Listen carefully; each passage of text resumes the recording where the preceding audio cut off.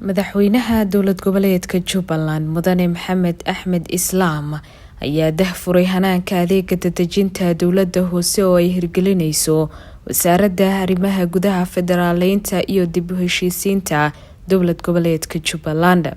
madaxweyne Axmed Madoobe ayaa tilmaamay in barnaamijkan uu ahmiyad weyn u leeyahay bulshada loona baahan yahay inay u diyaar garoobaan sidii ay u soo dooran lahaayeen dadka matalaya, taasoo ay garab socoto in hanaanka adeeg bixinta hoos loo dhaadhiciyo oo qof walba uu meesha uu joogo ka helo adeega dowladda. waxa uu madaxweynuhu sheegay in hanaanka maamul ee dalku uu yahay mid heerar kala duwan ah, isagoo ka kooban dowladda federaalka ah, dowladaha xubnaha ka ah iyo dowladaha hoose, sidaasina hanaanka adeeg bixintu uu yahay mid u baahan in la sii dhaadhiciyo iskabaaya. madaxweynaha dowlad goboleedka Jubbaland Mudane Axmed Maxamed Islaam ayaa faray wasaaradda arrimaha gudaha iyo deeq-bixiyaasha barnaamijkan fulinaya inay soo dhisaan golayaasha deegaanka oo lagu bilaabayo degmada Ceelwaaq ee gobolka Gedo oo hadda diyaar u ah, iyadoo lagu xiijin doono